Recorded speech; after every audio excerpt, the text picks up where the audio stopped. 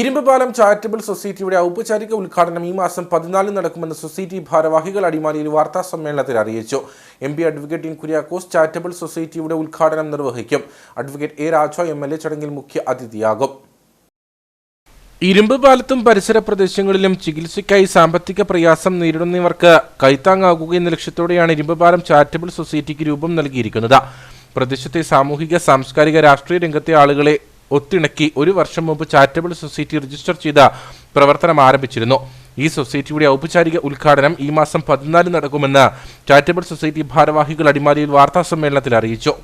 ഇരുമ്പുപാലം മേഖലയിലെ സാമ്പത്തികമായി ബുദ്ധിമുട്ട് അനുഭവിക്കുന്ന രോഗികളെയും വിദ്യാഭ്യാസത്തിന് ബുദ്ധിമുട്ടുന്ന വിദ്യാർത്ഥികളെ, ദൈനംദിന ജീവിതത്തിന് കഷ്ടപ്പെടുന്ന കുടുംബങ്ങളെ എന്നിവരെ സഹായിക്കുക എന്നുള്ള ഉദ്ദേശത്തോടു കൂടി ഏകദേശം 1 വർഷക്കാലം മുൻപ് ഇരുമ്പുപാലത്തെ രാഷ്ട്രീയ, സാമൂഹിക, പൊതുരംഗത്തെ ആളുകൾ ഒരു ആലോചനാ യോഗം കൂടുകയും ആ യോഗത്തിൽ വെച്ച് ഒരു ചാരിറ്റബിൾ സൊസൈറ്റി രജിസ്റ്റർ ചെയ്ത് പ്രവർത്തിക്കുന്ന കാര്യത്തെപ്പറ്റി ആലോചിച്ച് തീരുമാനമെടുക്കുകയും ചെയ്തു.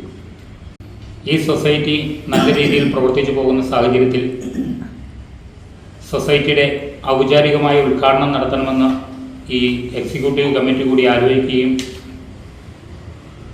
അതിൻ്റെ അടിസ്ഥാനത്തിൽ 2025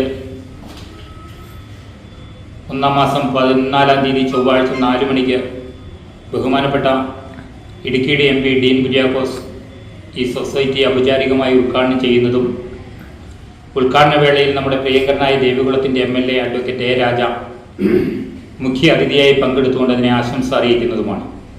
MP advocate Dean Kuriakose charitable സൊസൈറ്റിയുടെ ഉദ്ഘാടനം നിർവഹിക്കും. അഡ്വക്കേറ്റ് എ രാജ MLA ചടങ്ങിൽ മുഖ്യ അതിഥിയാകും.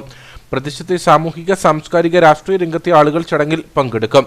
ഇതിനോടകം ചികിത്സയ്ക്ക് സാമ്പത്തിക പ്രയാസം നേരിടുന്ന ഒരുപറ്റം ആളുകൾക്ക് താങ്ങാകാൻ സൊസൈറ്റിക്ക് കഴിഞ്ഞിട്ടുണ്ടെന്നും society president Baby Ancheri, secretary PP Sabu, MP Sainuddin, PM Latheef, Babu Keecheri എന്നിവർ വാർത്താ സമ്മേളനത്തിൽ അറിയിച്ചു.